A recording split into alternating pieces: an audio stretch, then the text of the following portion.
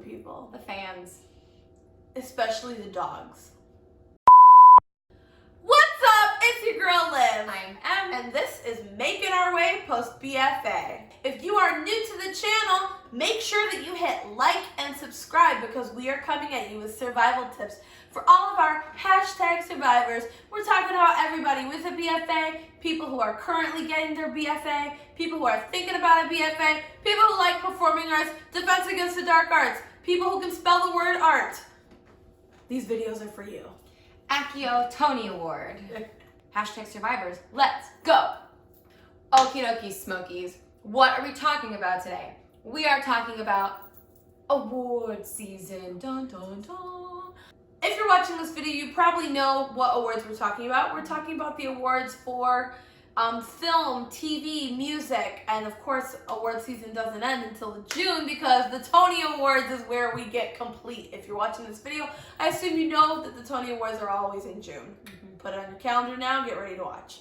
So we're going to talk about what are the awards, why is it important to watch them in post-grad, how is watching them post-grad and part of the industry, like as a professional in the industry, different than when you were not, and just some fun moments regarding award shows. No. Let's go, survivors, let's go. I made that song up, I wrote that. What are the awards? The Oscars, obviously people know that one. The Golden Globes, the Tony Awards, SAG, which is Screen Actor Guild Award. What else? The American Music Awards. Music Awards. Country Music Awards. The Country Music Awards, the BET Awards, the VH1, like Video Music Awards. Grammys. BAFTAs. BAFTAs. The Olivier Awards. Olivier Awards. The Emmys. The Emmys. The Primetime Emmys. The Primetime Emmys, the Daytime Emmys. Did we say Billboard Awards? Nope. The Billboard Awards. Drama Desks. Drama Desks. Those are some awards to keep on your radar. And there are more. There are more, for sure. There's like 1.5 million more. So those would be the awards. So why should you be watching awards? And how is it different post-grad? So A, the why, or the why. Is this why in sign language? The why. Why should you be watching these awards? You're like, why awards? They're meaningless. They mean nothing to my soul. I do not need them. Whatever. That's fine. Like the awards, don't like the awards, care about them, don't care about them. You gotta be informed. You should be watching them because you are now part of the industry. And so even if you don't see yourself as like you're a contender for an Oscar, this is the industry you are partaking in. Like, so just staying up to date on what is happening, what's currently on the scene, what is being nominated for which things, it just keeps you in the know about what is relevant in our industry. You have to know what was being recognized by our community because all of these awards, if they are one thing, they are recognition by our community, by the Hollywood Foreign Press Association, by the Academy of Motion Arts and Sciences, something like that. By the American Theater Wing. Like, these are collective groups of people who make up our community and they vote to make these things win awards. So it's really important for you to have your finger on the pulse of what our community is recognizing and what our community pays attention to.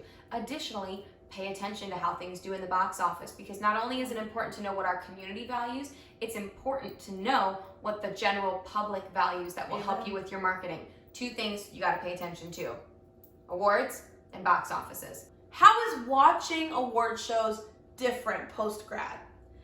So growing up, you're like, the awards are just fun. Oh my God, I love the Tonys. We all do. Number one thing that sticks out to me is the way that I use social media throughout the awards.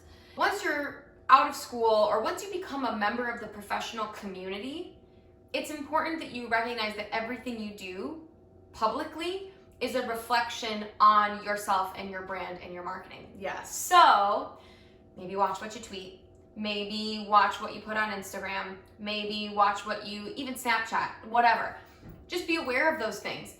I literally have been contacted by casting directors through my social media. I'm friends following on Facebook. People follow me who are literally directors, casting directors, choreographers. Like, you're in the industry now, so everybody is watching what you do and has a paper trail of what you do. So if I put out a mean tweet today and in 5 years I'm nominated for an Oscar, that thing's gonna resurface. We see it happen all the time. Someday, should you achieve the goals you want to achieve, your life might become public view.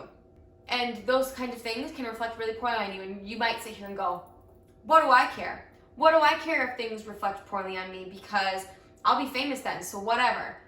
Famous people have lost jobs, have lost deals, have lost representation, like all kinds of stuff because of old stuff on the internet that they couldn't get rid of or didn't get rid of, that resurfaced at a prime point in their career, because it will always be when you're on top that someone will find something and bring it up. So hop on that now. You know, I know Mariah Carey has this thing where she was Mariah Carey long before she was discovered. So I think we have that mentality of like, we know where we're going, and so we're already on the road. I'm not gonna throw out anything into the universe that I am scared is gonna be brought up 10 years from now.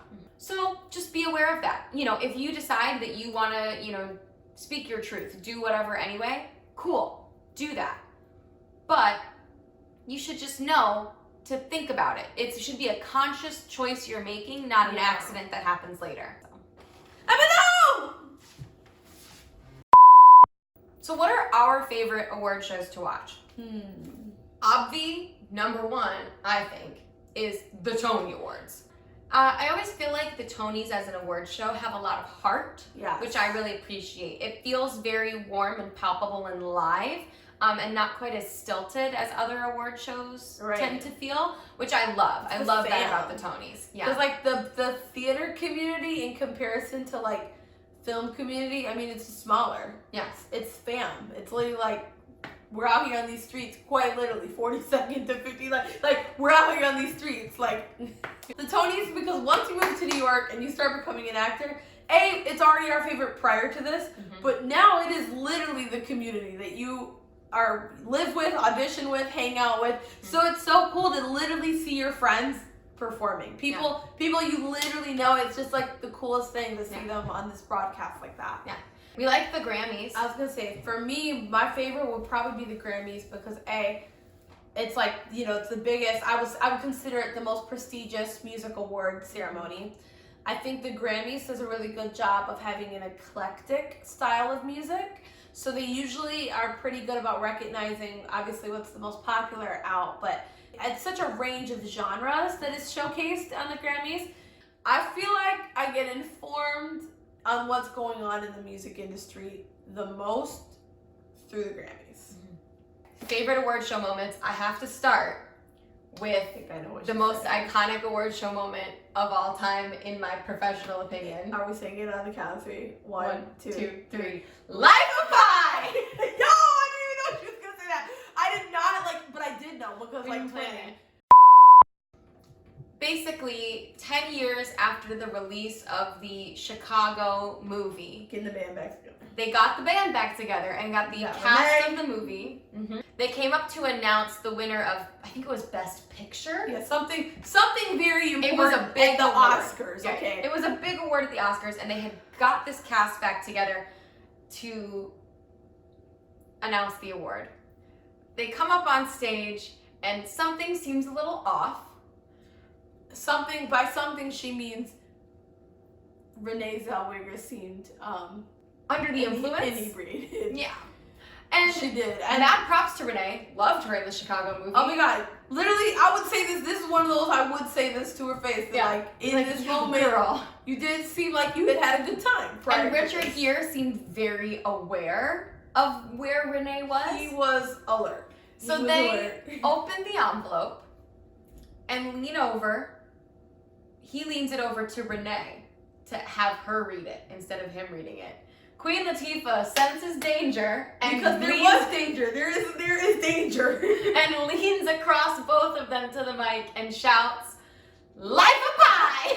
Like Queen Latifah saves the world. Like literally, this could have gone so south. It was the greatest Oscar moment of all time.